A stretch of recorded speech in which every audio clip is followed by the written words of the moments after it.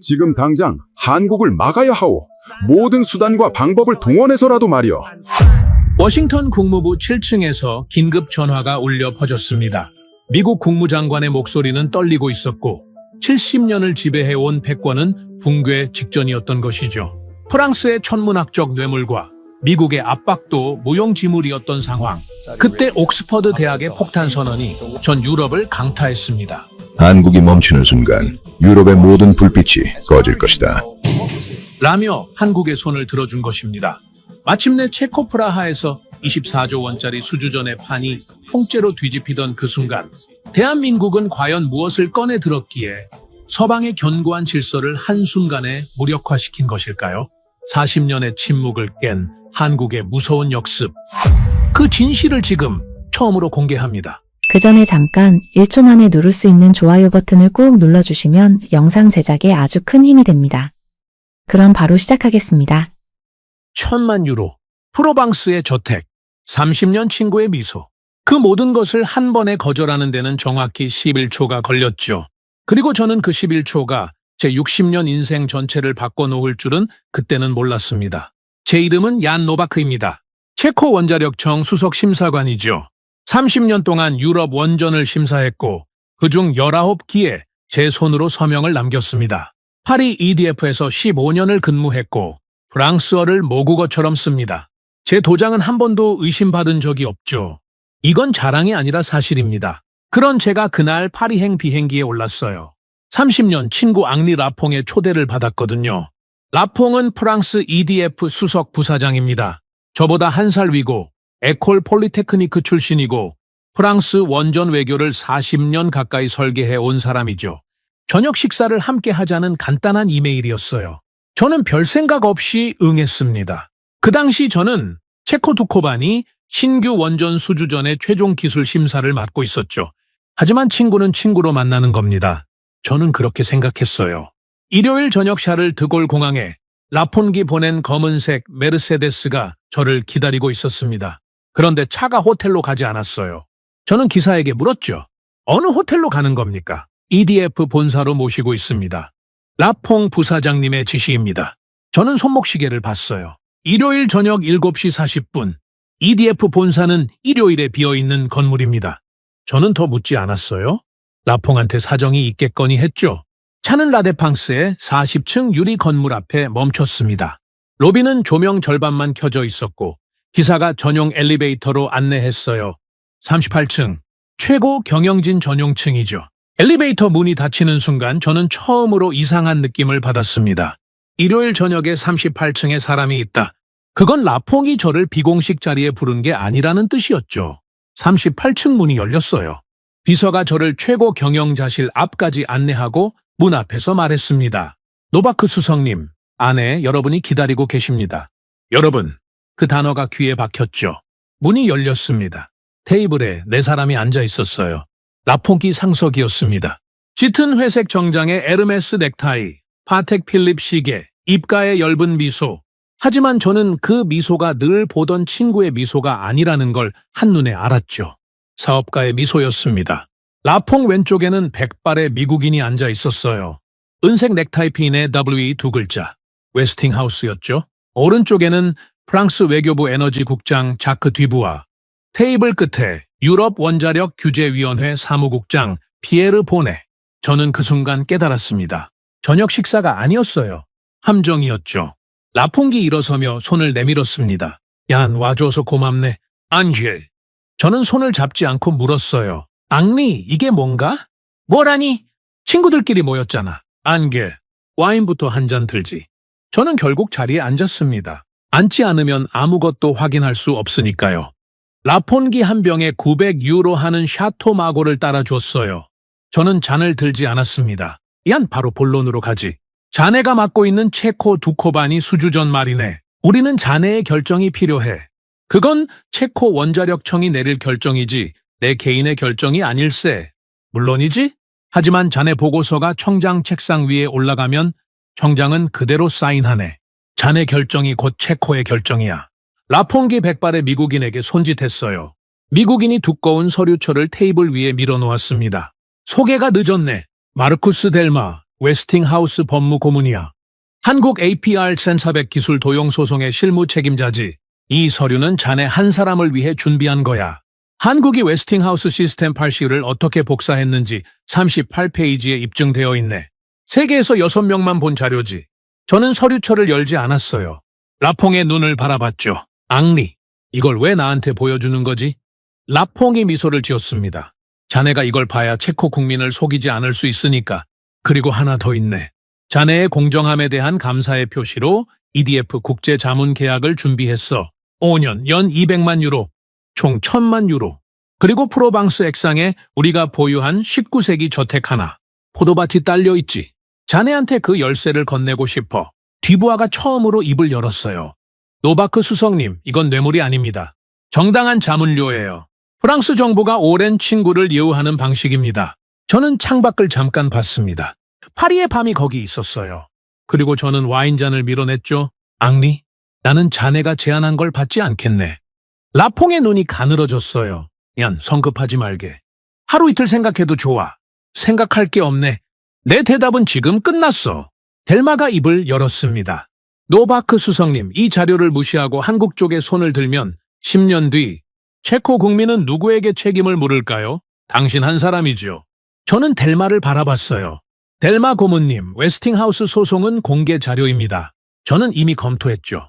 미국 특허법원이 2019년에 유사한 판결을 이미 내렸어요. 고문님이 주신 이 자료에는 그 판결 이후 내용이 단 한 장도 없습니다. 저를 시험하시는 겁니까? 모욕하시는 겁니까? 델마의 얼굴이 굳었어요. 라퐁의 미소도 사라졌습니다. 저는 자리에서 일어났죠. 뒤부하 국장님, 저는 30년 동안 원전을 심사했습니다. 19기 중 단 한 기도 중대 사고를 일으킨 적이 없어요. 그 19번의 서명을 저는 단 한 번도 팔아본 적이 없습니다. 저는 라퐁을 마지막으로 바라봤어요. 앙리, 30년 전 자네가 나를 EDF에 추천해 주었을 때 나는 자네한테 빚을 졌다고 생각했네. 오늘 돌려주지.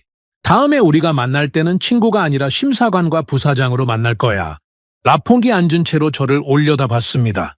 그 눈빛은 제가 한 번도 본 적 없는 눈빛이었어요. 그리고 낮게 한마디를 뱉었죠. 얀, 딸 마리아 박사 과정은 파리에 있지, 안 그런가? 저는 잠깐 멈췄습니다. 라퐁의 얼굴을 내려다봤죠. 라퐁은 더 말하지 않았어요. 저는 아무 대답 없이 돌아섰습니다. 엘리베이터가 로비까지 내려오는 90초 동안 저는 한 가지 질문을 삼키고 있었어요. 나는 방금 내 인생 전체를 거절한 건가? 지킨 건가? 로비를 가로질러 밖으로 나왔습니다. 라데팡스의 차가운 밤바람이 얼굴에 닿았죠. 저는 주머니에서 휴대전화를 꺼내 택시를 불렀어요. 그 순간 화면 위쪽에 알림 하나가 떴습니다. 딸 마리아가 2시간 전에 보낸 문자였어요. 제가 비행기 안에 있을 때 도착했던 문자를 그때야 본 거죠.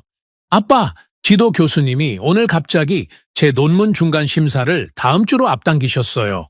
아빠한테 말하려고 했는데 아빠가 파리 가신다고 해서 도착하시면 얘기하려고요. 조금 불안해요. 저는 그 문자를 한참 내려다봤습니다. 파리의 차가운 밤바람 속에서 화면만 하얗게 빛나고 있었죠. 저는 그제야 라퐁이 마지막에 남긴 한마디의 의미를 이해했어요. 라퐁은 이미 움직이고 있었습니다. 제가 EDF 본사에 도착하기 전부터요. 저는 함정 안으로 걸어 들어갔던 거죠. 그리고 그 함정의 진짜 미끼는 1000만 유로도 프로방스의 저택도 아니었습니다. 제 딸이었어요. 택시가 제 앞에 멈췄습니다. 저는 뒷좌석에 올라타며 기사에게 말했죠. 샤를 드골 공항으로 가주십시오. 프라하행 첫 비행기를 타야 합니다. 차가 라데팡스를 빠져나가는 동안 저는 한 가지 사실을 확신했어요. 이건 제가 이길 수 있는 싸움이 아니었습니다. 저는 혼자였고 상대는 프랑스 EDF와 미국 웨스팅하우스와 유럽 원자력 규제 위원회를 손에 쥔 사람들이었으니까요. 하지만 그때 저는 한 가지 사실을 아직 모르고 있었습니다. 아버지가 20년 전 병상에서 남기신 유언이 그리고 아버지의 서재 가장 깊은 서랍에 잠들어 있는 낡은 한국어 공책 한 권이 이 싸움의 균형을 완전히 뒤집어 놓을 무기가 될 거라는 사실을요. 그리고 그 공책의 주인은 지구 반대편 한국이라는 나라의 산골 마을에서 92살의 나이로 저를 기다리고 있었습니다. 40년을 기다려 온 사람이었어요. 프라하행 첫 비행기는 새벽 6시 40분 출발이었습니다. 저는 샤를 드골 공항 대합실 구석에서 그 비행기를 기다렸어요. 커피를 3잔 마셨고 2잔은 식어서 그대로 뒀죠. 저는 딸 마리아에게 답장을 쓰지 못했습니다. 5번쯤 메시지 창을 열었다가 5번 모두 아무 글자도 치지 못하고 닫았어요. 아빠가 괜찮다고 쓰면은 거짓말이 될 것 같았고 걱정된다고 쓰면 마리아가 더 불안해질 것 같았거든요. 저는 30년 동안 서류에 서명하는 일로 밥을 먹어온 사람입니다. 단어 하나를 고르는데 이렇게 오래 걸려본 건 처음이었죠. 비행기가 프라하에 착륙했을 때는 오전 8시 40분이었습니다. 저는 공항에서 곧장 택시를 타고 원자력청 청사로 향했어요. 집에도 들르지 않았죠. 가방 하나 들고 그대로 출근했습니다. 정장은 파리에서 입은 그대로였어요. 청사 로비에 들어선 순간 저는 뭔가 이상하다는 걸 느꼈습니다. 평소라면 아침 9시 전 로비가 한산해야 하는데 그날은 사람이 많았어요. 정부 관용차로 보이는 검은색 아우디 2대가 정문 앞에 주차되어 있었죠. 보좌관 토마시 콜라르가 황급히 다가왔습니다. 수석님, 총리실에서 사람이 와 있습니다. 사무실에서 30분째 기다리고 계세요. 누구인가? 체르마크 비서실장님입니다. 저는 그 이름에 잠깐 걸음이 흔들렸어요. 데니스 체르마크, 체코 총리 비서실장. 정부 내 실세 중 실세죠. 그 사람이 아침 9시도 안 된 시각에 원자력청 수석, 심사관 사무실에 직접 와서 기다린다는 건 보통 일이 아니었습니다. 사무실 앞에서 비서 루시에가 저를 맞았어요. 수석님, 안에 2분이 계세요. 체르마크 비서실장님이랑 한 분 더 계십니다. 저는 한 분 더라는 말에 멈칫했지만 묻지 않았습니다. 문을 열었어요. 창가 소파에 2 사람이 앉아 있었죠. 한 사람은 체르마크, 다른 한 사람은 앙리 라퐁이었습니다. 저는 문 앞에 선 채로 2 사람을 5초쯤 내려다봤어요. 라퐁은 어제 저녁 EDF 본사에서 봤던 그 정장 그대로였습니다. 넥타이만 바뀌었죠. 어제는 짙은 남색이었는데 그날 아침은 와인색이었어요. 라퐁은 어제 파리에서 잠을 자지 않고 곧장 프라하로 날아왔던 겁니다. 저보다 먼저 도착할 준비를 하고 있었던 거죠. 저는 2 사람에게 인사하지 않고 책상으로 걸어갔습니다. 체르마크 비서실장님, 이른 시간에 어쩐 일이십니까?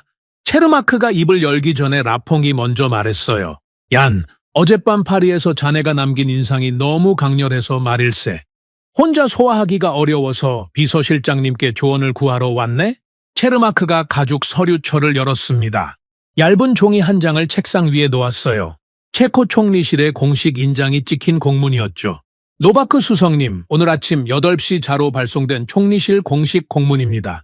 한국 컨소시엄에 대한 두코반이 원전 기술 심사를 전면 재검토하라는 지시예요. 근거는 2가지입니다. 미국 웨스팅하우스의 기술 도용 소송, 그리고 프랑스 EDF가 제출한 한국 APR 1300 안전성 추가 우려 보고서죠. 저는 공문을 내려다봤어요. 인장도 서명도 공문 번호도 전부 진짜였습니다. 비서실장님, 이 지시의 법적 근거는 무엇입니까? 체르마크가 살짝 미소 지었어요. 총리실의 행정지도입니다. 수석님이 독립성을 갖고 심사하시는 건 맞지만 국가안보와 외교적 파장이 걸린 사안의 경우 총리실이 재검토 지시를 내릴 권한이 있습니다. 저는 30년 동안 총리실로부터 단 한 번도 재검토 지시를 받아본 적이 없습니다. 그만큼 이번 사안이 중요하다는 뜻이죠. 저는 라퐁을 바라봤습니다. 앙리, 어제 자네가 한 제안은 거절했네. 그런데 오늘 또 자네가 여기 앉아있군. 자네는 나한테 정확히 뭘 원하는 건가? 라퐁이 의자의 등을 기댔어요. 얀, 나는 자네한테 더 이상 아무것도 원하지 않네. 어제 자네가 내 제안을 거절한 순간 나는 나대로 움직이기 시작했지. 오늘 자네 책상 위의 공문은 그 움직임의 결과일 뿐이야. 나는 자네가 이 공문을 받아들고 어떤 표정을 짓는지 직접 보러 온 것뿐일세. 저는 그 순간 한 가지를 확인했어요. 라퐁은 제가 거절할 걸 이미 예상했던 겁니다. 어제 1000만 유로 제안은 미끼였죠. 얀 노바크는 뇌물을 받지 않는다. 그러면 다음 카드가 준비되어 있어야 하고 그게 이 공문이었던 거예요. 라퐁이 일어섰습니다. 손목시계를 한 번 봤어요. 카르티에였죠. 어제는 파텍 필립이었는데 그날은 카르티에. 파리에서 시계까지 갈아차고 왔던 거예요. 얀, 오늘은 이 정도로 하지. 다음 주 두코바니 수주 결정 회의까지 9일 남았네. 그 안에 결정을 내리면 돼. 자네 딸 마리아한테도 안부 전해주게. 라퐁기 문을 향해 걸어가다 돌아섰어요. 참, 마리아 지도교수장 뒤폰 교수 있잖나. 내 30년 지기야. 뒤퐁이 이번 가을 학기부터 박사 과정생 심사 기준을 강화하겠다고 하더군. 학계라는 게 그렇지 않나. 한 사람 손가락 하나에 한 사람 인생이 좌우되는 곳이니까 문이 닫혔습니다. 저는 책상 아래에서 주먹을 한번 쥐었어요. 하지만 책상 위에 올라온 손은 움직이지 않았습니다. 저는 얼굴 근육도 정지시켰어요. 체르마크가 여전히 소파에 앉아 있었습니다. 5초쯤 침묵하더니 조심스럽게 입을 열었어요. 수석님, 저는 수석님 딸 이야기를 방금 처음 들었습니다. 그건 제 업무 범위 바깥의 일이에요. 저는 공문만 전달하러 온 겁니다. 비서실장님, 한 가지만 여쭙겠습니다. 라퐁기 이 건으로 총리님을 직접 만난 적이 있습니까? 체르마크가 숨을 한번 들이쉬었어요. 지난 3개월간 총 8차례입니다. 그중 2번은 파리에서 비공식 회합이었습니다. 이건 저만 알고 있는 일이에요. 수석님이 여기서 이 말을 들었다는 사실이 외부로 나가면 저는 일주일 안에 자리를 잃습니다. 체르마크의 얼굴에 처음으로 작은 두려움이 있었어요. 라퐁이 무서운 게 아니라 자기 자신이 무서운 사람의 얼굴이었죠. 비서실장님, 왜 이 말씀을 저한테 하시는 겁니까?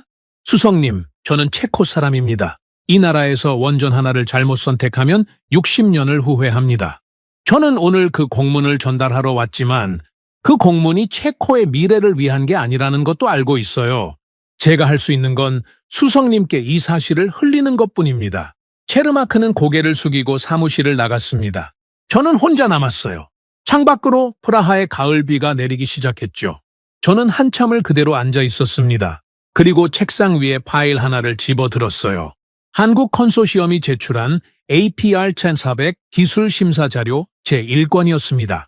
저는 이 파일을 이미 2번 읽었죠. 그런데 그날 아침 저는 3번째로 열었어요.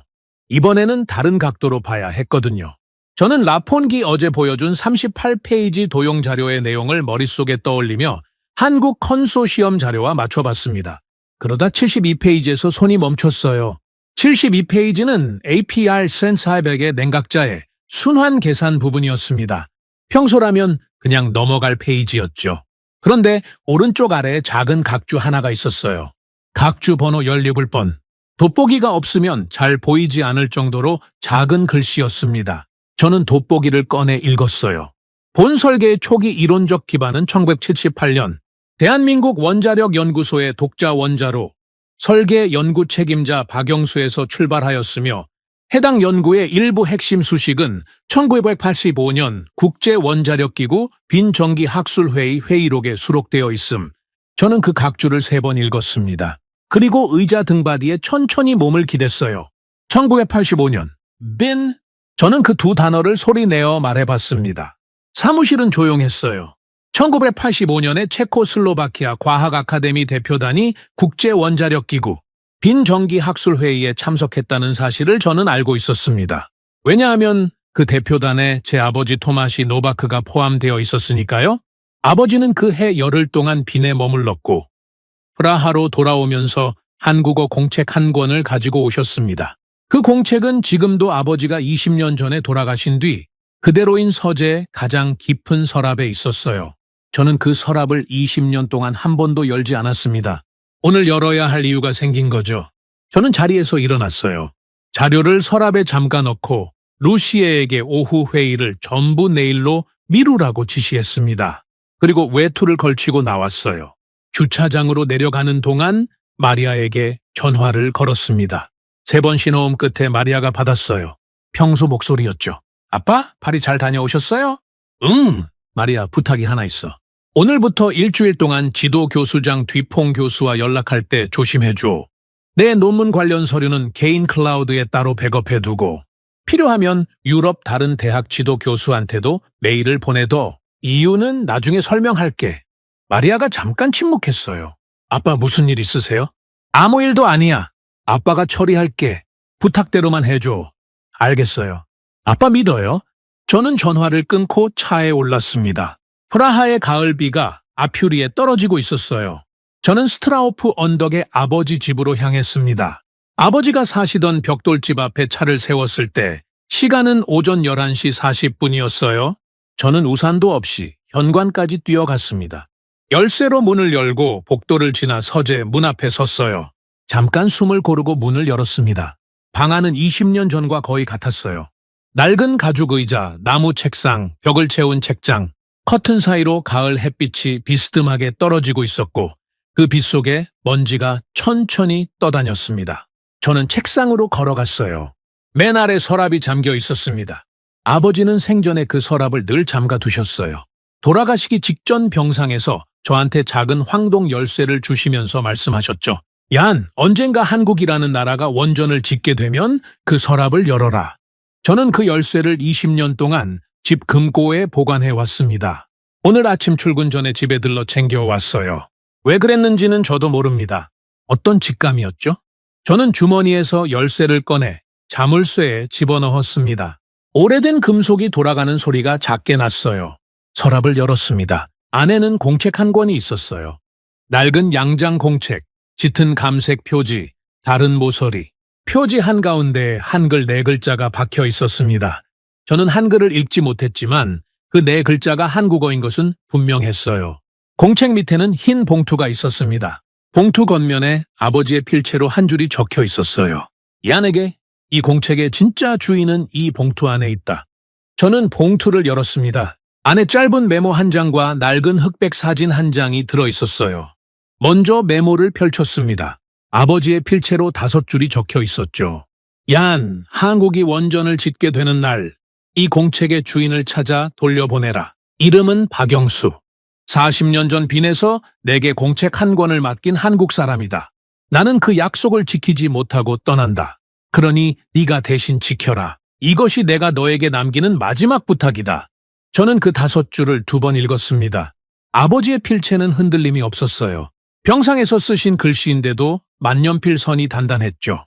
박영수. 오늘 아침 원자력청 사무실에서 봤던 APR 1산 400 자료 72페이지 각주 17번의 이름. 그 이름이 지금 아버지의 유언 메모 안에서 저를 기다리고 있었습니다. 저는 떨리는 손으로 흑백 사진을 꺼냈어요. 2 남자가 나란히 서 있었습니다. 한 사람은 제 아버지 토마시 노바크. 다른 한 사람은 50대쯤 된 마른 체격의 동양인 남자였어요. 안경을 썼고 얼굴에 깊은 주름이 있었습니다. 2 사람 뒤로 익숙한 건물이 보였어요. 빈 국제원자력기구 본부 건물이었죠. 저는 사진을 뒤집었습니다. 뒷면에 아버지의 필체로 이름이 적혀 있었어요. 박영수. 1985년 9월 빈 IAEA 본부 앞에서 저는 그 자리에서 한참을 움직이지 못했습니다. 손에 사진을 쥔 채로 낡은 서재에 먼지 떠다니는 햇빛 속에서 저는 40년 전에 빈에서 제 아버지와 마주 섰던 한 한국 남자의 얼굴을 처음으로 보고 있었어요. 그리고 그 남자의 이름이 지금 이 순간 두코바니 원전 수주전의 72페이지 각주 안에서 저를 기다리고 있다는 사실을 저는 이제야 깨달은 거죠. 저는 공책을 책상 위에 올려놓고 첫 페이지를 열었습니다. 안에는 수식과 도면이 빼곡히 적혀 있었어요. 원자로 노심의 중성자 분포 계산이었죠. 저는 원자력 공학자라서 그 수식이 어떤 의미인지 한눈에 알아봤습니다. 1970년대 말에 손으로 이 수준을 계산해낸 사람이 있었다는 건 저한테 충격이었어요. 당시 전 세계에서 이 정도 계산을 할 수 있는 학자는 10명이 채 되지 않았을 겁니다. 저는 페이지를 한 장씩 넘겼어요. 냉각자의 순환 계산, 병납 건물 압력 분포, 증기 발생기 열전달 개수, 40페이지가 넘는 수식과 도면이 이어졌습니다. 저는 그중 몇 페이지를 집중해서 봤어요. 오늘 아침 원자력청에서 검토하던 APR 1400 자료와 이 공책의 수식이 어떻게 연결되는지 머릿속으로 맞춰봤죠. 한 가지가 명확해졌습니다. 이건 도용이 아니었어요. 계승이었죠. 박영수가 1978년에 손으로 적어낸 원형이 한국의 여러 세대 원전 공학자들을 거쳐 APR 참소액으로 발전한 궤적이 저한테는 한눈에 보였습니다. 저는 공책의 마지막 부분을 향해 페이지를 넘겼어요. 수식과 도면이 끝나고 마지막 20장쯤이 한국어 텍스트로 채워져 있었습니다. 저는 한 글자도 읽을 수 없었죠. 박영수의 필체는 수식을 쓸 때와 글을 쓸 때가 미묘하게 달랐어요. 수식은 단단하고 정확했는데 글씨는 조금 더 흐르고 있었습니다. 감정이 실린 필체였죠. 마지막 페이지에서 손이 멈췄어요. 그 페이지에는 한국어 텍스트 끝에 단 한 줄의 체코어가 있었습니다. 박영수가 아버지를 위해 체코어로 남긴 한 줄이었죠. 노바크 박사님, 이 공책이 당신 손을 떠나는 날, 저는 이미 이 세상에 없을 것입니다. 하지만 제 조국이 이 공책을 다시 읽는 날, 저는 어디에 있든 조국을 향해 고개를 숙일 것입니다. 감사합니다. 저는 그 한 줄을 한참 바라봤어요. 그리고 공책을 조용히 덮었습니다. 서재 안에 바람 한 점 없었는데 제 얼굴에 바람이 부는 것 같은 느낌이 들었어요. 저는 왼손으로 공책 표지를 한번 쓸었습니다. 짙은 감색 천 표지가 손바닥 아래에서 희미하게 따뜻했어요. 20년 동안 잠들어 있던 공책이 깨어나는 순간이었죠. 공책을 가방에 넣고 서재를 나왔습니다. 서재 문을 닫기 전에 저는 아버지의 낡은 가죽 의자를 한번 돌아봤어요. 가운데가 꺼진 자리에 아버지의 체형이 아직 남아있는 것 같았습니다. 저는 속으로 한마디를 했죠. 아버지 약속 지키겠습니다. 채올랐을 때 제 휴대전화가 울렸습니다. 저는 핸들에서 한 손을 떼고 화면을 봤어요. 여동생 카타리나였습니다. 카타리나는 저보다 3살 어려요. 55살이고 체코 상공부 산업국장을 맡고 있죠. 체코가 프랑스와 체결한 30년간의 자동차 부품 협력 계약을 실무로 관리하는 자리입니다. 저와 카타리나는 아버지가 돌아가신 뒤 거의 만나지 못하고 살았어요. 각자 자기 일에 몰두하며 20년을 보낸 남매였죠. 그런 카타리나가 오늘 저한테 전화를 걸었다는 건 우연이 아니었습니다. 오빠, 지금 어디야? 목소리가 평소와 달랐어요. 차분한 척하고 있었지만 안에서 뭔가 흔들리는 목소리였습니다. 아버지 집에서 나오는 길이야. 무슨 일이야? 오빠, 지금 만날 수 있어? 길게 이야기할 게 있어. 저는 프라하 구시까지의 작은 카페에서 카타리나를 만났습니다. 자기 사무실 근처가 아니라 정부 부처와 거리가 있는 장소를 선택한 이유를 저는 만나자마자 이해했어요. 카타리나는 창가 자리에 먼저 와 있었습니다. 네이비 투피스 정장에 작은 은색 브로치. 얼굴은 평소보다 창백했죠. 저를 보고 가볍게 웃었지만 눈까지 올라가지 않는 웃음이었어요. 저는 맞은편에 앉았습니다. 오빠, 오늘 아침 EDF의 라퐁 부사장이 내 사무실에 다녀갔어. 저는 잠깐 눈을 감았어요. 카타리나가 이 이야기를 저한테 하러 왔다는 건 라퐁이 이미 그녀를 움직이기 시작했다는 뜻이었죠. 라퐁이 뭐라고 하던? 카타리나가 가방에서 서류 한 장을 꺼냈습니다. 프랑스어로 작성된 문서였어요. 프랑스 외교부 인장이 찍혀 있었죠.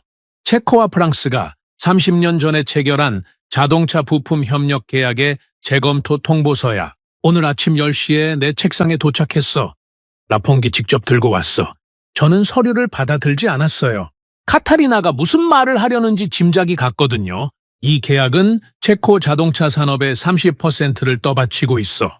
프랑스에 수출하는 부품이 연간 80억 유로야. 재검토가 시작되면 최소 18개월 동안 주문이 멈춰. 체코 자동차 부품 공장 스팜 3곳이 공장을 돌릴 수 없게 돼. 일자리 3만 2천 개가 흔들린다는 뜻이야. 오빠, 이건 내 산업국장 경력 전체에서 가장 큰 위기야. 저는 테이블 아래에서 주먹을 한번 쥐었어요. 카타리나 라퐁기 정확히 뭐라고 요구했어? 카타리나가 잠깐 침묵했습니다. 오빠가 두코바니 수주전에서 EDF 쪽으로 결론을 내리면 이 재검토 통보서는 없던 일이 된다고 했어. 라퐁은 그걸 직접 말하지는 않았어. 테이블 위에 서류를 올려놓고 윤산업 국장님, 요즘 체코 자동차 업계가 어려움이 많다고 들었습니다. 우리 EDF는 체코의 친구로서 이런 어려움이 확대되지 않기를 바랍니다. 라고만 했어. 그리고 가방에서 두 번째 서류를 꺼냈어. 체코와 프랑스의 원전 협력 양해 각서였어. 라퐁기 말했어. 두 서류는 같은 상자에 들어 있습니다. 어느 하나를 열면 다른 하나도 열립니다. 오빠, 그 사람 나를 인질로 쓰고 있어. 저는 카타리나의 얼굴을 바라봤습니다. 동생의 눈 밑에 어두운 그늘이 있었어요. 오전 내내 이 서류를 들고 어디에 숨을까 고민했던 사람의 얼굴이었죠. 오빠, 솔직히 물을게. 오빠가 지금 프랑스 쪽에 손을 들 수 있어? 나는 오빠가 그걸 못한다는 걸 알아. 30년 동안 한 번도 서명을 판 적이 없는 사람이잖아. 그런데 오빠, 나는 오빠 편이고 싶은데 지금 내 책상 위에 이 서류가 내 편을 허락하지 않아. 저는 한참 대답하지 못했어요. 창밖으로 프라하 구시가지의 가을 비가 내리고 있었습니다. 저는 천천히 입을 열었죠. 카타리나, 한 가지만 부탁할게. 내가 5일만 시간을 달라고 하면 줄 수 있어? 5일? 왜? 5일 뒤에 내 책상 위에 그 서류를 어떻게 해결할지 내가 답을 가져올게. 지금은 설명할 수 없어? 5일만 버텨줘. 카타리나가 저를 한참 바라봤어요. 그리고 고개를 끄덕였습니다. 알겠어. 5일. 대신 오빠, 한 가지만 약속해줘. 나한테 숨기지 마. 오빠가 지금 뭘 준비하는지 5일 뒤에는 나한테 말해줘. 약속할게. 저는 카페를 나왔습니다. 비가 조금 더 굵어져 있었어요. 저는 차에 올라 곧장 체코 외교부 자료실로 향했습니다. 가는 길에 담당자에게 전화를 걸었어요. 1985년 국제원자력기구 빈정기 학술회의 공식 참석자 명단이 필요합니다. 한국 대표단 참석 기록을 포함해서요. 30분 안에 도착합니다. 수석님, 한국 대표단 기록은 기밀 해제되어 있지만 개인 참석자 신상 정보는 공식 요청서가 필요합니다. 요청서는 제가 현장에서 직접 작성하겠습니다. 준비만 해 두십시오. 외교부 자료실은 프라하 중심부 바칠라프 광장 근처 낡은 석조 건물 지하에 있었어요. 저는 담당자의 안내를 받아 열람실로 내려갔습니다. 담당자가 두꺼운 파일 2권을 가져왔어요. 하나는 1985년 IAEA 학술회의 공식 참석자 명단이었고 다른 하나는 당시 체코슬로바키아 과학 아카데미 대표단 출장 보고서였습니다. 저는 먼저 참석자 명단을 펼쳤어요. 한국 대표단 항목을 찾았습니다. 한국원자력연구소 대표단 명단은 5명이었어요. 세 번째 줄에 박영수라는 이름이 있었습니다. 직책은 수석연구원, 나이 52세, 학술 발표 주제는 경수로 냉각제 순환 시스템의 독자 최적화 모델. 저는 그 항목 옆에 붙은 작은 각주를 읽었어요. 박영수, 1985년 9월 본 학술회에 참석 후 한국으로 귀환, 1986년 이후 국제학술무대 공식 기록 없음, 사유미상. 저는 그 한 줄을 3번 읽었습니다. 사유미상. 학술 무대에서 한 사람이 사라지는 것은 드문 일이 아닙니다. 퇴임할 수도 있고, 병들 수도 있고, 조용히 은퇴할 수도 있어요. 하지만 박영수는 52세였습니다. 그 나이에 독자 원자로 수식을 손으로 적어낼 정도의 학자가 그대로 학계에서 사라진다는 건 일반적인 일이 아니었죠. 저는 2번째 파일을 펼쳤어요. 체코슬로바키아 과학 아카데미 대표단 출장 보고서. 저는 아버지 이름을 찾았습니다. 토마시 노바크, 당시 53세. 출장 일자 1985년 9월 9일부터 9월 18일까지. 저는 그 아래에 짧게 덧붙여진 개인 메모를 발견했어요. 아버지의 필체였습니다. 9월 13일 저녁, 한국원자력연구소 박영수 수석 연구원과 본부 뒤편 카페에서 비공식 면담, 학술 교류 목적, 단 한 줄이었어요. 아버지는 그 만남을 공식 보고서에 기록하지 않기 위해 이 한 줄로 끝내셨습니다. 하지만 저한테는 그 한 줄이 충분했어요. 40년 전 그날 저녁빈에서 2 사람이 마주 앉았던 장면이 제 머릿속에 선명하게 그려졌습니다. 저는 파일을 덮었어요. 담당자에게 2 파일에 해당 페이지 4번을 요청했습니다. 담당자는 4번을 준비하는 동안 저를 혼자 두었어요. 저는 열람실 한가운데서 한참을 서 있었습니다. 1985년 9월 13일 저녁, 빈이 한 카페, 토마시 노바크와 박영수. 그 자리에서 공책 한 권이 한 사람 손에서 다른 사람 손으로 건네졌어요. 그리고 40년 뒤 오늘, 저는 그 공책을 받을 사람을 찾아야 하는 자리에 서 있었습니다. 박영수가 아직 살아있다면 그는 92살일 겁니다. 살아있을 가능성은 낮았지만 확인하지 않을 수도 없었어요. 저는 열람실을 나오며 가방에서 휴대전화를 꺼냈습니다. 연락처에서 한 사람의 이름을 찾았어요. 김한수, 한국수력원자력 파리 지사장. 저는 지난 6개월간 두코바니 수주전 실무 과정에서 그를 2번 만났습니다. 48세, 프랑스어가 유창하고 EDF에서 근무한 경력이 있는 한국인 엔지니어였죠. 저는 통화 버튼을 눌렀습니다. 3번 신호음 뒤에 김한수가 전화를 받았어요. 노바크 수석님, 안녕하세요. 갑작스러운 연락이네요. 김 지사장님, 긴급한 요청이 있습니다. 이번 주 안에 서울 방문이 가능할까요? 공식 기술 검증 출장 명목입니다. 김한수가 잠깐 침묵했습니다. 이번 주 안에 말씀이십니까? 이유를 여쭤도 되겠습니까? 이유는 만나서 말씀드리겠습니다. 다만 한 가지만 미리 부탁드리고 싶습니다. 한국수력원자력 내에 박영수 박사라는 분을 기억하는 원로 엔지니어가 있는지 확인해 주시겠습니까? 1978년 원자력연구소 독자 원자로 설계 책임자였던 분입니다. 수학이 넘어가 잠깐 조용해졌어요. 저는 김한수가 그 이름을 처음 듣는 사람이 아니라는 걸 그 침묵에서 느꼈습니다. 한참 뒤에 김한수가 낮은 목소리로 대답했어요. 수석님, 그 이름은 저희 한수원 안에서 함부로 꺼내지 않는 이름입니다. 하지만 기억하는 분이 한 분 계십니다. 정민재 소장님입니다. 저희 해외사업본부 총괄이세요.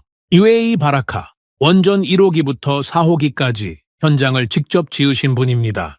수석님께서 오시면 제가 그분과의 만남을 주선해 드리겠습니다. 감사합니다. 이틀 안에 출발하겠습니다. 저는 전화를 끊었어요.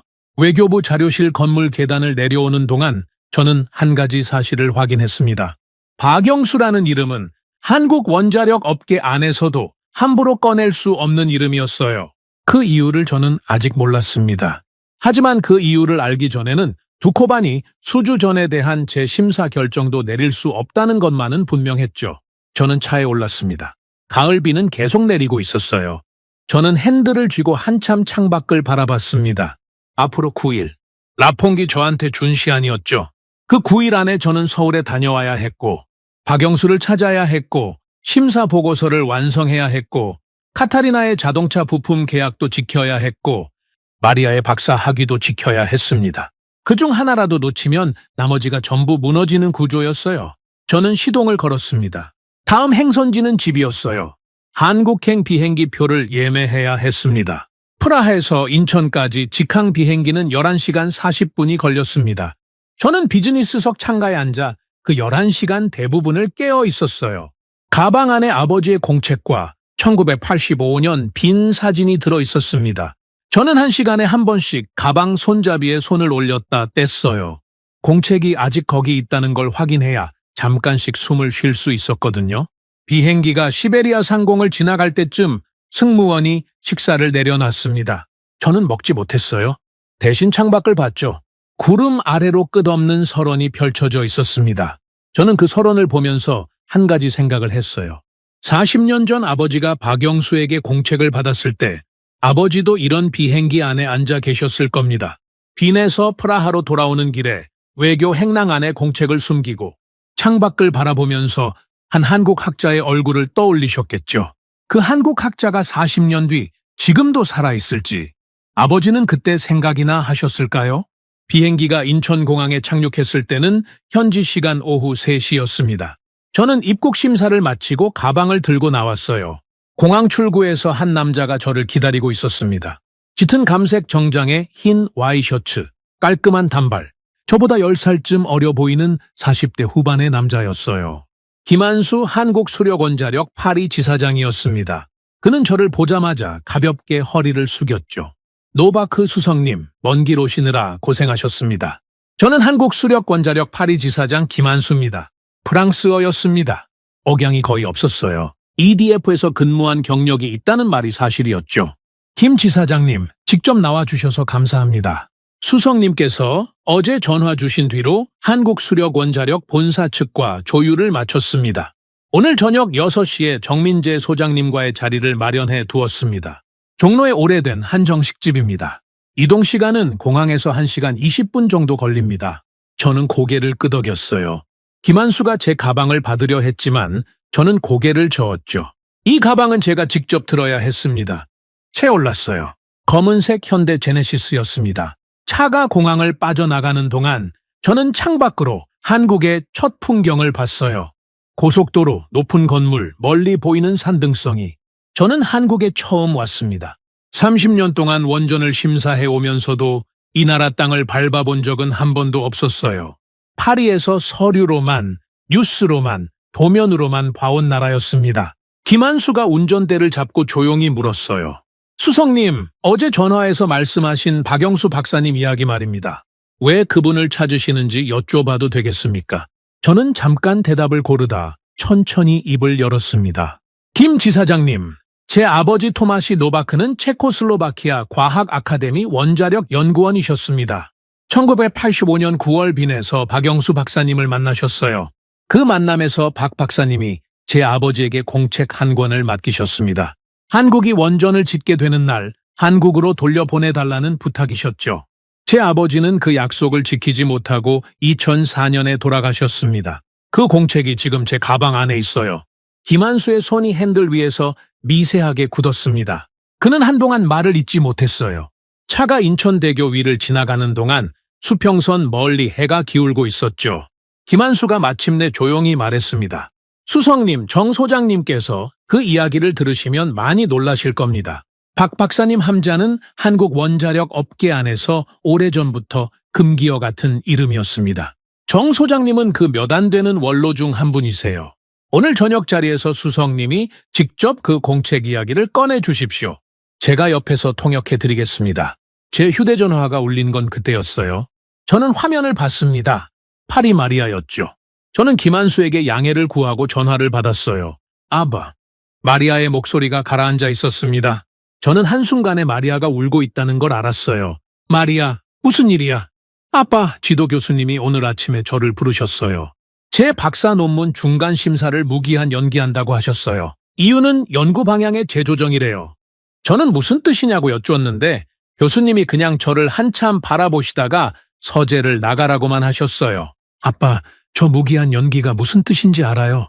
그건 저를 박사 과정에서 조용히 내보내는 첫 단계예요. 저는 차 창문에 이마를 대고 잠깐 눈을 감았습니다. 마리아가 소리를 죽이고 울고 있는 게 수화기 너머로 전해졌어요. 저는 김한수가 듣고 있다는 걸 알았지만 그에게 양해를 구할 여력이 없었습니다. 마리아, 지금 아빠 말 잘 들어. 오늘부터 내 논문 관련 자료를 전부 소르본 대학 외부로 옮겨라. 프라하 카를 대학 원자력공학과에 내 지인이 있다. 이름을 문자로 보낼게. 그분한테 오늘 안에 연락해서 내 연구 상황을 설명드려. 그분은 내 지도 교수가 아니지만 내 연구를 유럽 학계 안에 공식 기록으로 남길 수 있는 분이다. 그리고 내 논문 초고는 전부 개인 클라우드에 백업해둬. 아빠, 이게 전부 아빠 일 때문인 거죠? 저는 대답하지 못했어요. 마리아가 한 번 더 흐느꼈습니다. 아빠, 저는 괜찮아요. 아빠가 잘못한 거 없어요. 저는 아빠 딸이에요. 아빠는 아빠가 해야 할 일을 하세요. 제 박사 학위는 제가 지킬 거예요. 아빠는 아빠 일만 지켜주세요. 저는 잠깐 입을 열지 못했어요. 40해가 넘는 제 인생에서 딸한테 이런 말을 들어본 건 처음이었습니다. 마리아가 언제 이렇게 자랐는지 저는 그 자리에서 처음 알았어요. 마리아, 아빠가 지금 한국에 있어. 이유는 돌아가서 설명할게. 일주일만 버텨줘. 일주일 뒤에 아빠가 돌아가면 이 모든 걸 끝낼 방법이 있을 거야. 알겠어요, 아빠? 저는 전화를 끊었습니다. 잠시 창밖을 봤어요. 김한수가 운전대를 잡은 채로 저를 힐끗 봤습니다. 그는 아무 말도 하지 않았어요. 저는 그 침묵에 감사했습니다. 차가 고속도로를 벗어나 서울 시내로 진입할 때쯤 제 휴대전화가 다시 울렸어요. 이번에는 프라하 원자력청 보좌관 토마시 콜라르였습니다. 수석님, 급한 소식이 있어서 전화드렸습니다. 말해주게. 방금 체코 주요 일간지 편집장 2명으로부터 확인 전화를 받았습니다. 수석님이 두코바니 심사 기간 중 한국 출장을 개인 일정으로 다녀가셨다는 제보를 받았다고 합니다. 내일 아침 조간에 기사가 나갈 예정이라고 합니다. 저는 수화기를 꽉 쥐었어요. 제보자가 누군지 말하던가? 편집장은 말하지 않습니다. 다만 한 편집장이 이런 말을 했습니다. 이건 프랑스 EDF의 공식 루트를 통해 들어온 자료입니다. 저는 눈을 감았습니다. 라퐁이 벌써 움직이고 있었어요. 제가 비행기에 오른 지 12시간도 되지 않아서 말입니다. 라퐁은 제 출장을 이미 알고 있었고 그것을 체코 언론에 공식 유출하려 했습니다. 목적은 분명했죠. 심사관이 특정 입찰사를 개인적으로 방문한 사실 하나만으로도 기술적 중립성 위반으로 몰아갈 수 있었으니까요. 내일 아침 기사가 나가는 순간 저는 체코 원자력청에서 긴급 소환될 겁니다. 9일의 시한은 48시간으로 줄어드는 셈이었죠. 콜라르, 한 가지 부탁하지. 두 편집장에게 오늘 밤 안으로 내가 직접 연락하겠다고 전해주게. 그리고 원자력청 공식 출장, 서류 사본 한 부를 준비해둬. 내가 이 출장을 사전에 공식 절차로 신청했다는 증거가 필요할 테니까 공식 출장 서류가 있습니까? 내가 비행기 타기 전에 자네한테 이메일로 제출했네. 시간대 표시가 라퐁의 제보보다 앞서 있을 거야. 확인해 보게. 저는 전화를 끊고 창밖을 봤습니다. 해가 완전히 졌어요. 서울의 불빛이 양옆으로 흘러가고 있었습니다. 도시가 낯설었지만 낯설보다 더 큰 것이 저를 짓누르고 있었어요. 저는 지금 적의 영역 안에 들어와 있는 게 아니었습니다. 저는 제 유일한 아군이 될지도 모르는 사람을 향해 가고 있었어요. 그 아군이 누구인지는 앞으로 2시간 뒤에 알게 될 일이었죠. 김한수가 조용히 말했습니다. 수석님, 이제 종로 인사동입니다. 한정식 집까지 10분 남았어요. 정 소장님은 수석님이 오시기 1시간 전부터 먼저 와서 기다리고 계실 겁니다. 그분 방식이에요. 저는 고개를 끄덕였어요. 가방을 다시 한번 확인했습니다. 아버지의 공책이 아직 그 자리에 있었습니다. 저는 가방 손잡이를 꽉 쥐었어요. 40년 전에 제 아버지가 빈의 한 카페에서 처음 박영수를 만난 것처럼 저는 지금 서울의 한 한정식 집에서 박영수를 기억하는 한 한국 원로를 처음 만나러 가고 있었습니다. 그 자리에서 제가 꺼내야 할 것은 40년 된 공책 한 권과 1985년 9월의 흑백 사진 한 장이었어요. 차가 한정식집 골목 앞에 멈췄습니다. 김한수가 시동을 껐어요. 저는 가방을 들고 차에서 내렸습니다. 한정식집은 종로 인사동의 오래된 골목 안쪽에 있었습니다. 낡은 기와지붕의 한지로 된 창문, 나무 문 앞에 작은 등이 하나 켜져 있었어요. 김한수가 먼저 문을 열고 저를 안내했습니다. 안으로 들어서자 바닥에 놓인 나무 마루가 발밑에서 부드럽게 삐걱거렸죠. 여주인이 김한수에게 한국어로 뭔가 말했습니다. 김한수가 저에게 통역했어요. 정 소장님께서 1시간 전에 도착하셔서 제일 안쪽 방에서 기다리고 계신답니다. 저는 신발을 벗고 복도를 따라 걸었습니다. 가장 안쪽 방 앞에서 김한수가 문 앞에 멈춰 작게 기침을 한번 했어요. 안에서 남자 목소리가 들렸습니다. 들어오세요. 문이 열렸어요. 작은 방이었습니다. 낮은 나무 탁자 하나, 방석 2장, 한쪽 벽에 걸린 오래된 서예 액자 하나.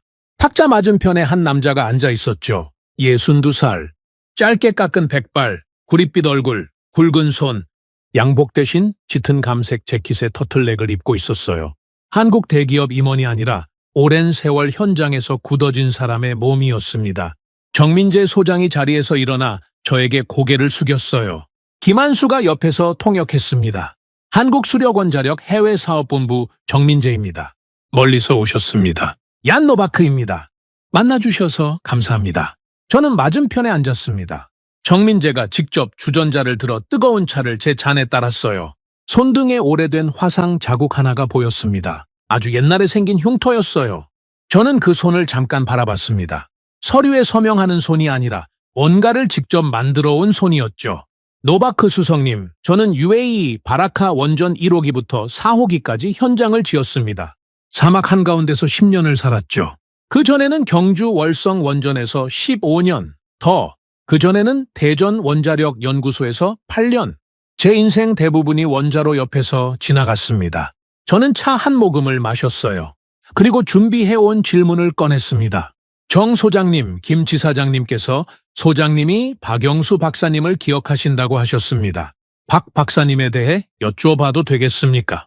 정민재의 손이 찻잔에서 잠깐 멈췄어요. 그는 저를 한참 바라봤습니다. 그리고 김한수를 힐끗 봤죠. 김한수가 고개를 한번 끄덕였어요. 정민재는 천천히 찻잔을 내려놓았습니다. 수석님, 먼저 한 가지만 묻겠습니다. 왜 지금 박 박사님을 찾으시는 겁니까? 저는 그 질문에 답하기 전에 가방을 열었습니다.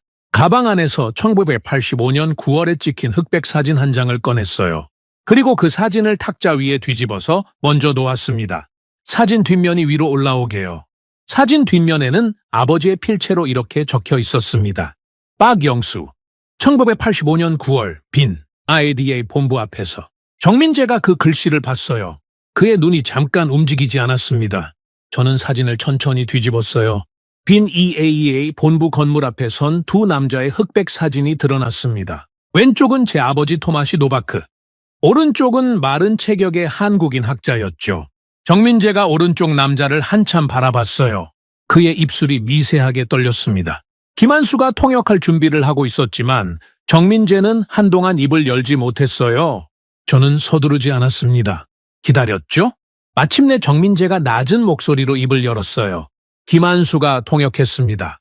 수석님, 이 사진 속 오른쪽 분이 박영수 박사님이 맞습니다. 제가 1979년 원자력 연구소의 수석 연구원으로 처음 출근했을 때 저를 맡아 가르쳐 주신 분이셨어요. 저는 당시 27살이었습니다. 박 박사님은 52살이셨고 연구소 수석 연구원이셨습니다. 그분은 우리 모두의 스승이셨습니다. 정민재는 잠깐 말을 멈추고 차를 한 모금 마셨어요. 그의 목소리가 조금 가라앉았습니다. 박 박사님은 1978년에 한국 독자 원자로 설계를 완성하셨습니다. 그때 한국은 미국과 프랑스에서 원전을 수입하던 나라였어요. 자체 설계라는 건 꿈도 못 꾸던 시절이었죠.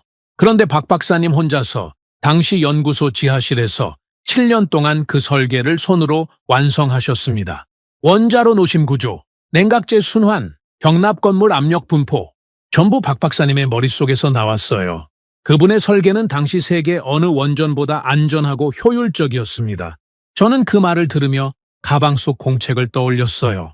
40페이지가 넘는 박영수의 송을시 수식. 저도 처음 그걸 펼쳐봤을 때 믿기 힘들었던 계산들이 있었죠. 그런데 1979년 봄 청와대에서 갑자기 그 프로젝트를 폐기하라는 지시가 내려왔습니다. 이유는 공식적으로 밝혀지지 않았어요. 한국이 미국에서 원전을 수입하기로 결정했다는 이야기만 나왔죠. 박 박사님의 7년 연구가 하루아침에 없던 일이 됐습니다. 설계도면 원본은 연구소 금고에 봉인됐고 박 박사님은 그 프로젝트에서 손을 떼라는 통보를 받으셨습니다. 정민재의 손이 탁자 위에서 주먹을 한번 쥐었어요. 수석님, 저는 그때 처음으로 박 박사님이 우시는 걸 봤습니다. 박 박사님은 연구소 지하실험실 한가운데서 무릎을 꿇고 1시간을 그 자리에서 움직이지 못하셨어요. 저는 28살이었습니다. 제가 할 수 있는 건 박 박사님 옆에 그냥 서 있는 것뿐이었죠. 그날 저녁 박 박사님이 저한테 조용히 말씀하셨습니다. 민재군, 이건 미국 때문이 아니다. 더 깊은 손이 이 결정에 들어와 있다. 그 손이 누군지 알게 되면 나는 가만히 있지 않을 거다. 저는 조용히 물었어요. 그 더 깊은 손이 누구였습니까? 정민재가 저를 똑바로 바라봤습니다. 프랑스 EDF였습니다. 저는 잠깐 숨을 멈췄어요. 라퐁! 오늘 아침 저를 EDF 38층으로 불러들였던 그 사람의 소속. 그 회사가 40년 전 한국에서 박영수의 프로젝트를 무너뜨린 손이었다는 사실을 저는 이제야 하나의 선으로 연결하고 있었습니다. 박 박사님은 그 뒤에 어떻게 되셨습니까? 정민재가 깊게 한번 숨을 내쉬었어요. 프로젝트가 폐기된 뒤 박 박사님은 한국원자력학계에서 조용히 배제되기 시작하셨습니다. 학회 발표 기회가 사라졌고 연구소 내에서 큰 프로젝트를 맡지 못하게 됐죠. 1985년에는 국제원자력기구 빈학술회의에 한국 대표단 자격으로 참석하셨습니다. 그게 박 박사님의 마지막 국제 무대였어요. 그 회의에서 돌아오신 뒤 박 박사님은 연구소에 사직서를 내셨습니다. 이유는 건강 악화라고 되어 있었지만 우리 모두는 그게 사실이 아니라는 걸 알았습니다. 박 박사님은 그냥 사라지셨어요. 저는 그 뒤로 5년 동안 박 박사님을 찾아다녔습니다. 찾으셨습니까? 1990년에 찾았습니다. 경상남도 산청군의 작은 산골 마을에서요.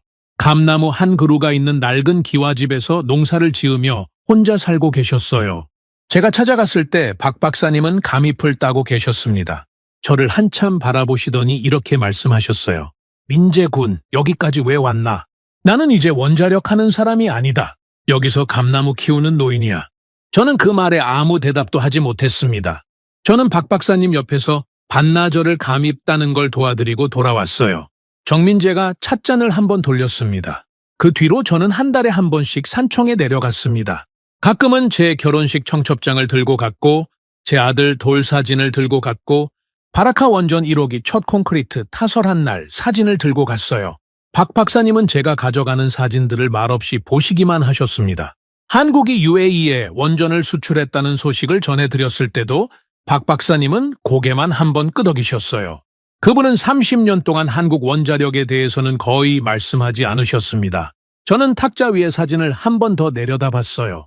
1985년 9월 빈 IAEA 본부 앞에서 아버지 옆에 서 있는 박영수의 얼굴. 그분이 지금 경상남도 산청의 감나무 집에서 92살이 되어 있었습니다.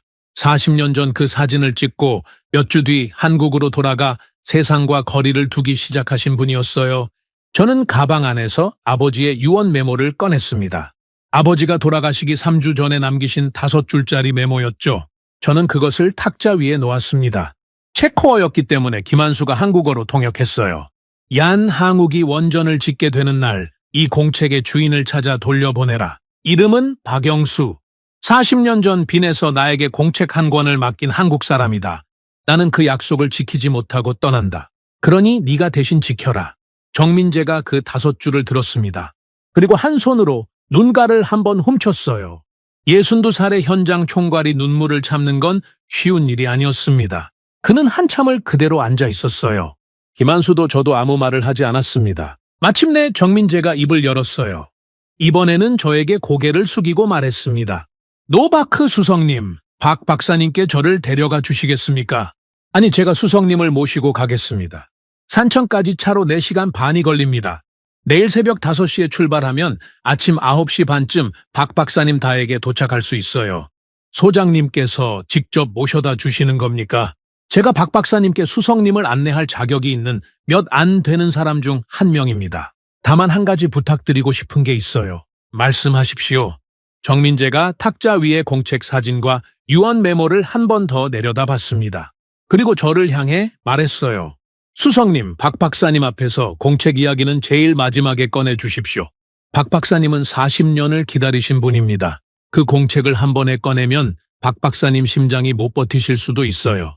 먼저 제 아버지 이야기를 해드리고 빈 사진을 보여드리고 그런 뒤에 마지막에 공책을 꺼내십시오. 박 박사님은 92살이십니다. 저는 그분이 그 공책을 2손으로 받으시는 순간을 살아서 보시기를 바랍니다. 저는 고개를 끄덕였어요. 정민재의 눈에 아직 눈물이 남아 있었습니다. 저는 그 눈을 바라보며 한 가지를 약속했죠. 약속드리겠습니다. 그때 제 휴대전화에 짧은 진동이 울렸어요. 저는 화면을 봤습니다. 프라하 원자력청 보좌관 콜라르가 보낸 문자였어요. 수석님, 내일 아침 체코 주요 일간지 3곳 동시 보도 예정입니다. 헤드라인 확보했습니다. 체코 원자력청 수석 심사관, 한국 입찰사와의 부적절한 접촉 의혹, 프라하 현지 시간 내일 아침 6시 배포. 저는 화면을 내려다봤어요. 프라하 시간 내일 아침 6시, 한국 시간으로는 내일 오후 2시였습니다.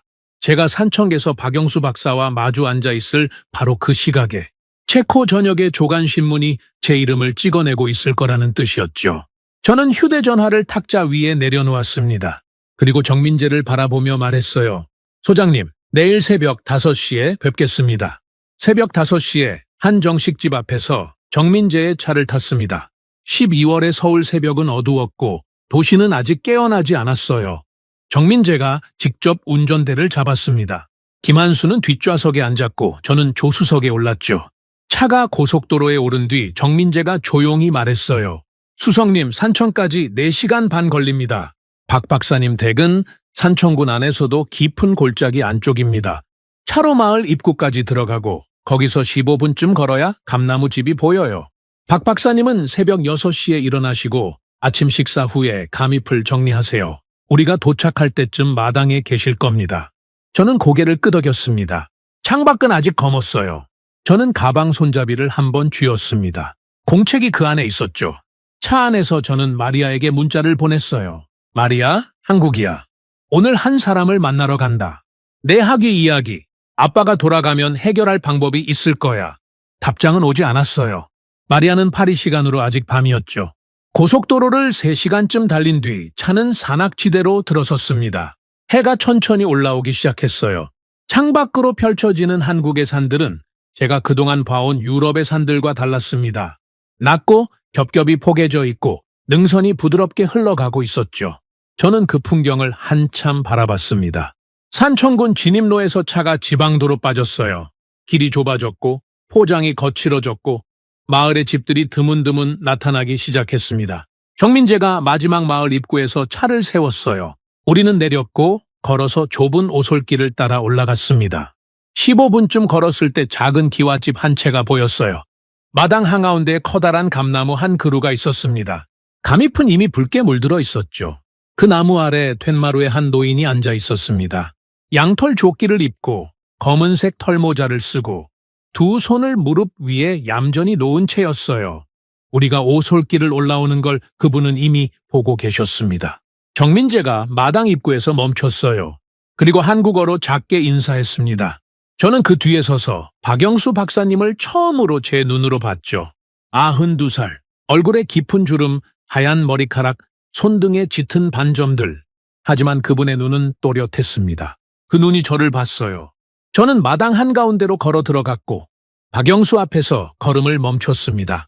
정민재가 옆에서 통역 준비를 했어요. 저는 가방에서 흑백 사진 한 장을 먼저 꺼냈습니다. 1985년 9월 빈 IAEA 본부 앞에서 찍힌 사진이었죠. 저는 그 사진을 두 손으로 들어 박영수에게 내밀었습니다. 아무 말도 하지 않았어요? 말보다 사진이 먼저여야 했거든요. 박영수의 손이 떨리면서 사진을 받았습니다. 그분은 사진을 한참 들여다봤어요. 40년 전 자신의 얼굴과 그 옆에 선 체코슬로바키아 학자의 얼굴을 말입니다. 시간이 얼마나 흘렀는지 저도 몰랐어요. 박영수는 사진을 두 손으로 들고 있다가 천천히 가슴에 갖다 댔습니다. 그리고 눈을 감으셨어요. 마당에 바람이 한번 지나갔습니다. 감입 하나가 떨어져 바닥에 닿았어요. 박영수가 눈을 뜨고 저를 바라봤습니다. 그리고 한국어로 조용히 말씀하셨어요. 정민재가 통역했죠. 토마시 노바크의 아들이신가? 예, 박사님. 제 이름은 얀 노바크입니다. 아버지는 언제 떠나셨나? 2004년 5월입니다. 박영수가 작게 고개를 끄덕이셨어요. 그분의 입가에 아주 희미한 미소가 한번 스쳤습니다. 슬픔인지 안도인지 알 수 없는 미소였어요. 안개. 저는 퇴마루 옆바닥에 앉았습니다. 정민재와 김한수도 옆에 자리를 잡았어요. 박영수는 사진을 무릎 위에 내려놓고 한참 말씀이 없으셨습니다. 저는 서두르지 않았어요. 기다렸습니다. 마침내 박영수가 저를 정면으로 바라보며 입을 여셨어요. 이번에는 목소리에 힘이 있었습니다. 정민재가 한 문장씩 통역했죠. 노바크 수석, 지금 체코 두코반이 원전 수주 심사를 맡고 계신다고 들었네. 한 가지만 묻겠네. 자네가 지금 싸우고 있는 상대가 누구인지 정확히 알고 있나? 저는 잠깐 망설이다 대답했습니다. 프랑스 EDF와 미국 웨스팅하우스입니다. 그리고 유럽 원자력 규제위원회 일부입니다. 박영수가 고개를 저으셨어요. 닐스, 자네가 싸우는 건 EDF가 아닐세. 자네가 싸우는 건 40년 전 나를 죽이려 했던 바로 그 손일세. 그 손은 지금도 살아있네. 이름만 바뀌었을 뿐이지. 저는 그 말을 듣고 등이 한번 서늘해졌어요. 박영수가 천천히 자리에서 일어나셨습니다. 92살의 몸이었지만 그 동작에는 흔들림이 없었어요. 그분은 퇴마루 뒤에 낡은 나무 문을 열고 안으로 들어가셨습니다. 저는 일어서지 않았어요. 정민재가 작은 목소리로 말했습니다. 박 박사님은 뭔가를 가지러 들어가신 겁니다. 기다리시죠. 박영수가 10분쯤 뒤에 다시 나오셨어요. 손에 낡은 봉투 하나를 들고 계셨습니다. 짙은 갈색 종이 봉투였어요. 박영수가 그 봉투를 저한테 내미셨습니다. 40년 동안 내 집 장롱 안에서 잠들어 있던 것이네. 내 아들도 내 손자도 이 봉투의 존재를 모르네. 이것을 자네한테 넘기는 이유는 하나일세. 자네 아버지가 40년 전 빈에서 내 공책을 받아 가셨을 때 나는 내 공책을 이 세상에 살려두는 것과 동시에 내 복수도 이 세상에 살려두었네. 이 봉투가 그 복수일세. 저는 두 손으로 봉투를 받았어요. 내용물을 꺼냈습니다. 안에는 빛바랜 영문 문서 몇 장이 들어있었죠. 은행 송금 기록 4번이었습니다. 날짜는 1979년 3월부터 7월 사이. 송금은행은 스위스 제네바의 한 민간은행. 수신자는 당시 한국 청와대 경제수석실의 한 관료. 송금인은 프랑스 파리의 한 법인이었어요. 법인명 옆에 작은 글씨로 이런 주석이 있었습니다. 전기가스공사 EDF 해외사업부 경유 비공식 자금. 송금 총액은 미화 약 240만 달러. 1979년 기준으로 엄청난 금액이었죠. 그리고 그 송금이 이루어진 시점은 정확히 박영수의 독자 원자로 프로젝트가 청와대 지시로 폐기된 시점과 일치했습니다. 저는 그 문서를 손에 쥔 채로 한참 움직이지 못했어요. 박영수가 다시 퇴마루에 앉으며 말씀하셨습니다. 나는 연구소에서 배제된 뒤 2년 동안 이 자료를 모았네. 그때 나를 도와준 사람들이 있었어. 몇 명은 학계에 있던 선배, 몇 명은 은행에 있던 오랜 친구.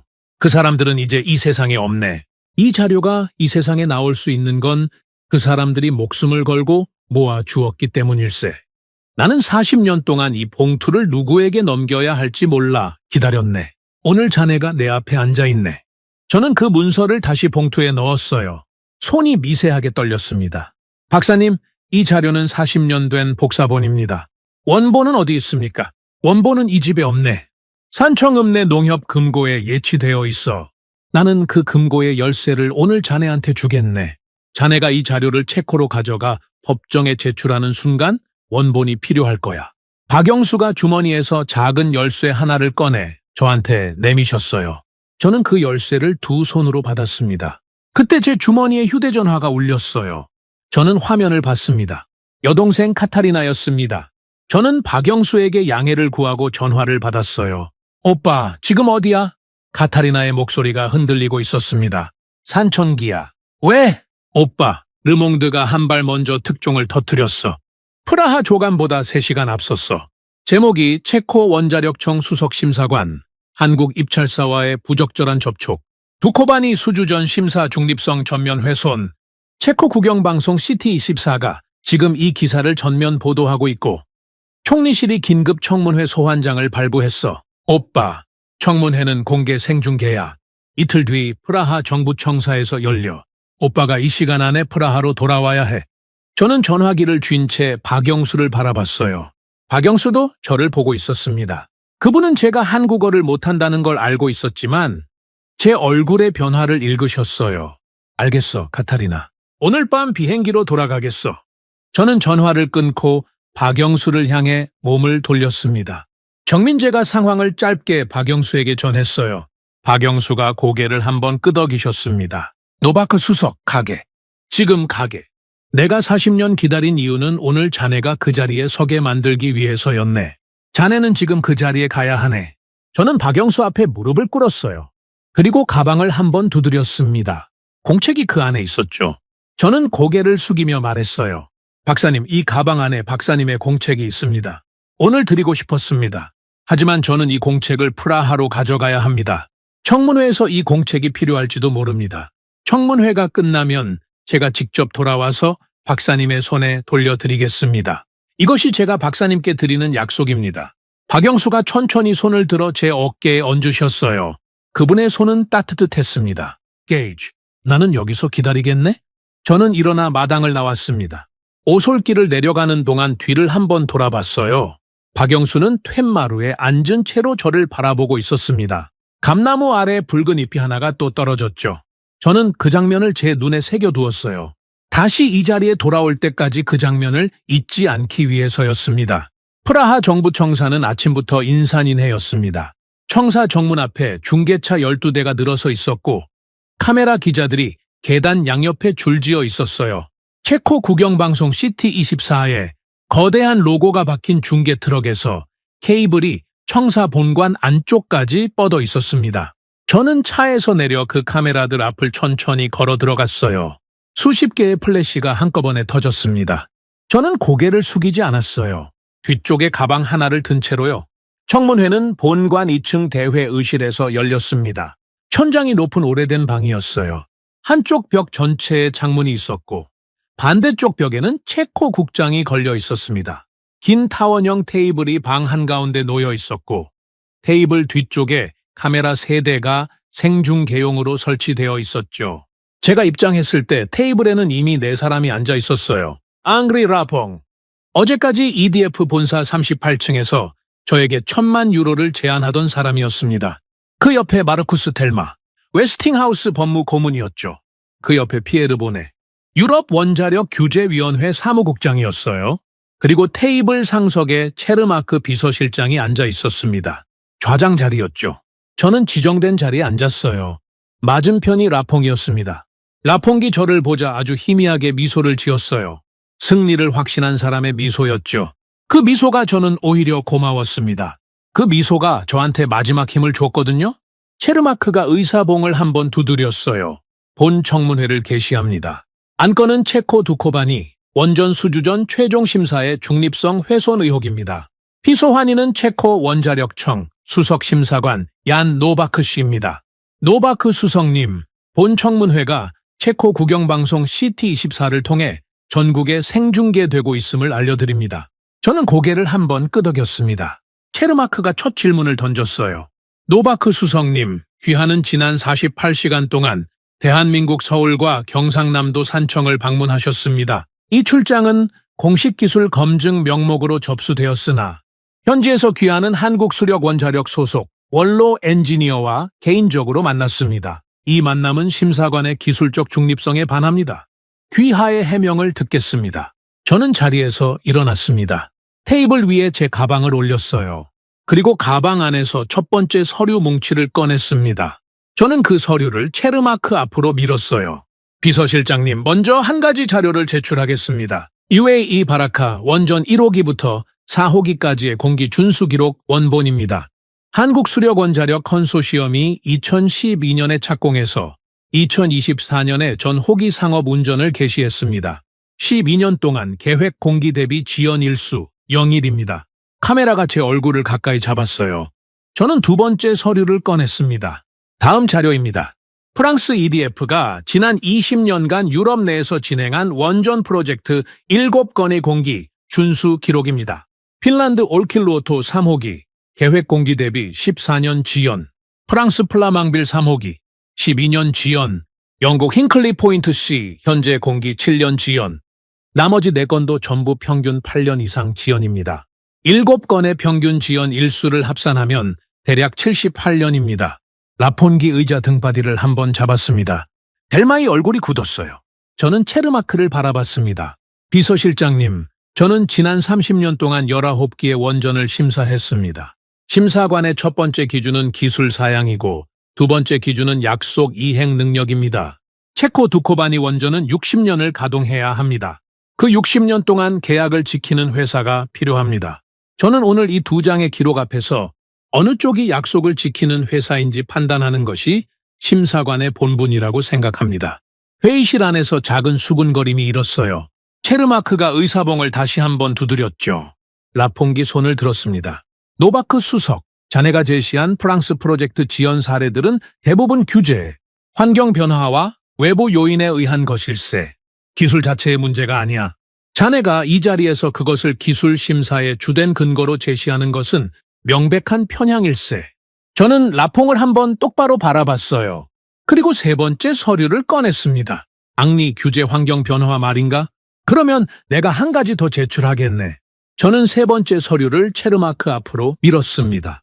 이 자료는 1979년 3월부터 7월 사이에 스위스 제네바의 한 민간은행을 통해 당시 대한민국 청와대 경제수석실의 한 관료에게 송금된 자금 기록입니다. 송금 총액은 미화 240만 달러. 송금인은 프랑스 파리의 한 법인이며 해당 법인은 당시 전기가스공사 EDF의 해외사업부 경유 비공식 자금 창구였습니다. 회의실 전체가 멈춘 것 같았어요. 델마의 손이 탁자 위에서 굳었습니다. 보네가 라퐁을 힐끗 봤죠. 라퐁의 얼굴에서 미소가 사라졌습니다. 이 송금이 이루어진 시점은 정확히 대한민국 원자력연구소 박영수 박사의 독자 원자로 프로젝트가 청와대 지시로 폐기된 시점과 일치합니다. 원본 4번은 한국 경상남도 산청농협금고에 40년 동안 예치되어 있었고 제가 어제 그 금고에서 직접 확인했습니다. 체르마크가 서류를 받아들어 한 장씩 넘겨봤어요. 그의 손가락이 중간에서 한번 멈췄습니다.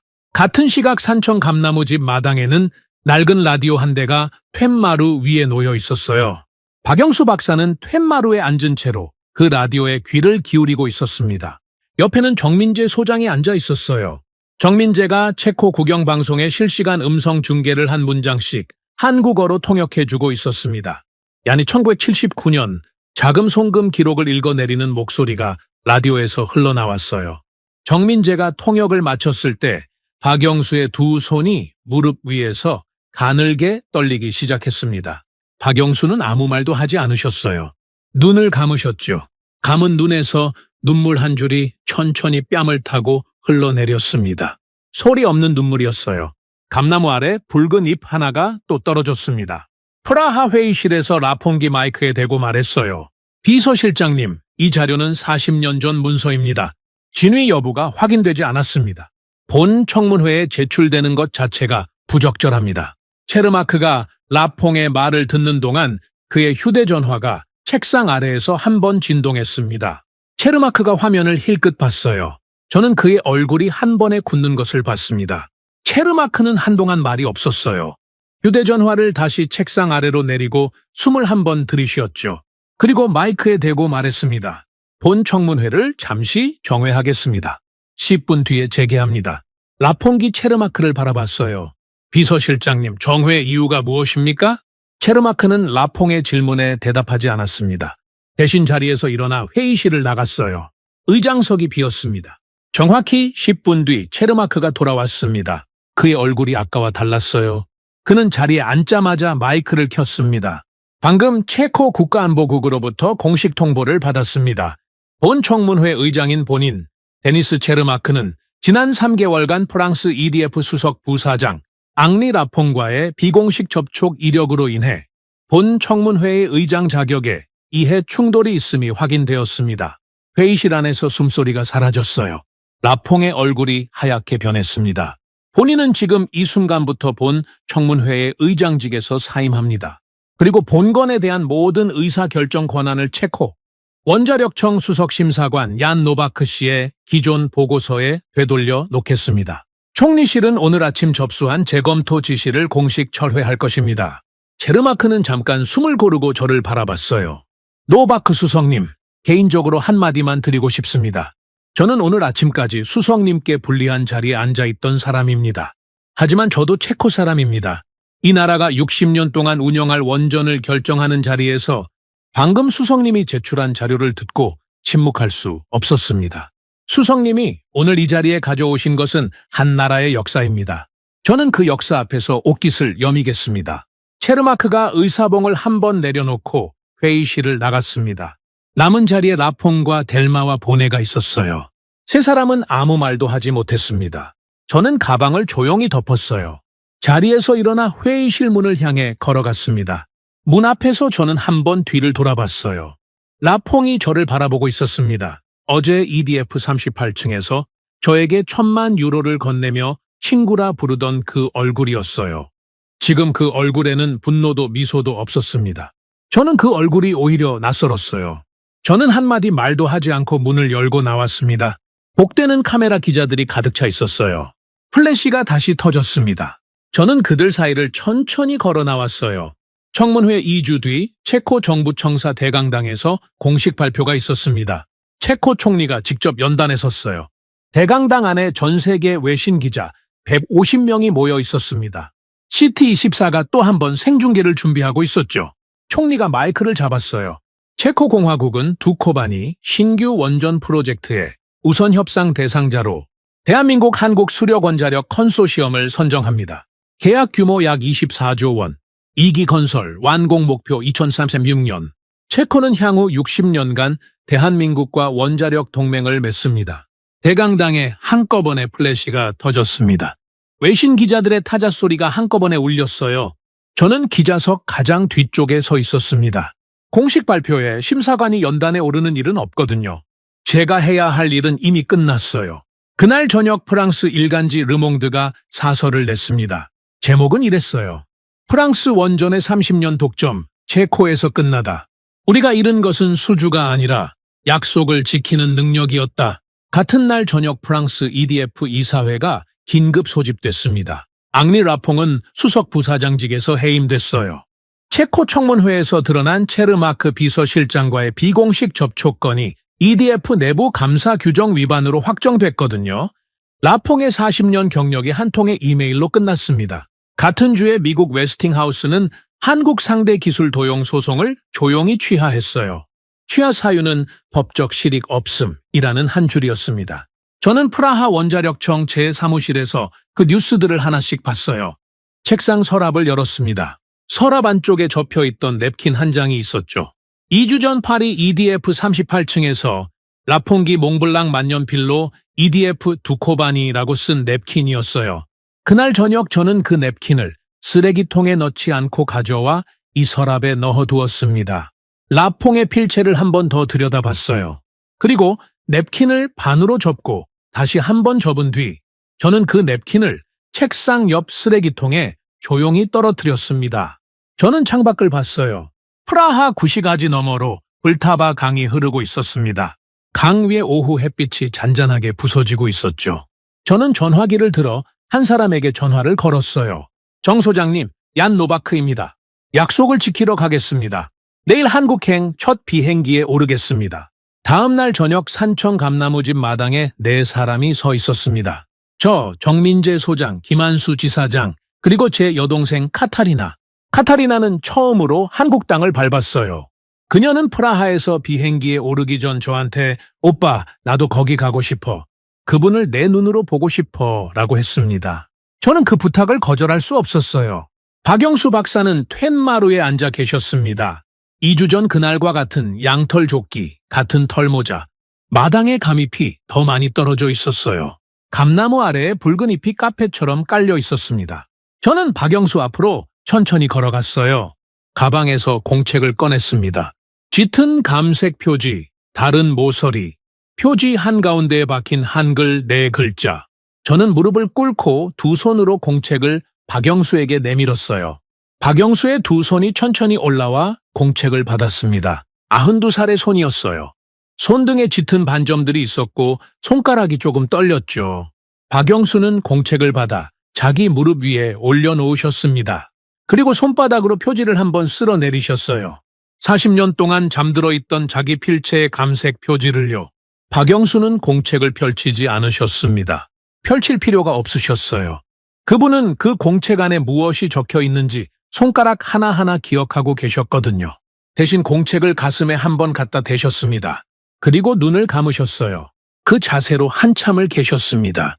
마당에 바람이 한번 지나갔고 감잎 하나가 또 떨어졌어요. 저도, 정민재도, 김한수도, 카타리나도 움직이지 않았습니다. 마침내 박영수가 눈을 뜨셨어요. 저를 똑바로 바라보시고 한국어로 한마디 하셨습니다. 정민재가 작게 통역했어요. 노바크 수석, 약속을 지켜주셔서 고맙네. 이제 나는 편히 눈을 감을 수 있겠네. 저는 그 한마디에 한참 말을 잇지 못했어요. 서울에서 종로 한정식집에서 처음 정민재의 증언을 들었을 때부터 산청, 오솔길을 처음 걸어 올라왔을 때부터 저는 이 순간을 여러 번 머릿속으로 그려봤습니다. 그런데 막상 그 자리에 앉아 있으니 제가 준비해온 어떤 말도 맞지 않았어요. 저는 박영수 앞에 무릎을 꿇은 채로 한국어 한마디를 꺼냈습니다. 비행기 안에서 김한수에게 3번 연습한 한마디였어요. 감사합니다, 박사님. 박영수가 희미하게 웃으셨습니다. 그분이 마른 손을 내밀어 제 어깨에 얹으셨어요. 그 손이 가을 햇빛에 따뜻하게 느껴졌습니다.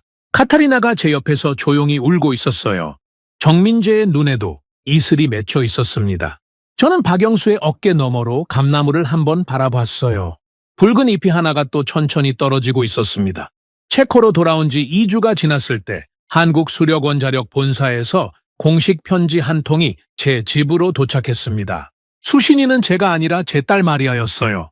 마리아 노바카 박사 과정생을 한양대학교 원자력공학과 박사 과정 특별 장학생으로 초청합니다. 전액 장학금, 기숙사 제공, 지도 교수는 본교 원자력공학과 학장이 직접 맡습니다. 본 초청은 대한민국 원자력 1세대 원로의 특별 요청에 근거합니다. 초청장 서명란에 정민재 소장의 이름이 적혀 있었어요. 저는 그 편지를 한참 들여다봤습니다. 그리고 정민재에게 전화를 걸었어요. 정 소장님, 이 초청장 소장님이 준비하신 겁니까? 정민재가 수화기 너머에서 작게 웃었습니다. 수석님, 저한테 고마워하지 마십시오. 이건 박 박사님 부탁이었습니다. 수석님이 프라하로 돌아가신 다음 날 아침에 박 박사님이 저를 부르셨어요. 그리고 이렇게 말씀하셨습니다.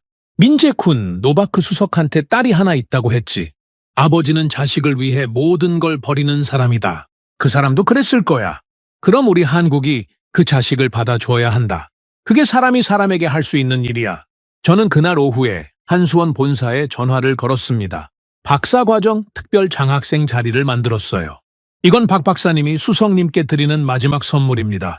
저는 전화기를 쥔 채로 창밖을 바라봤습니다.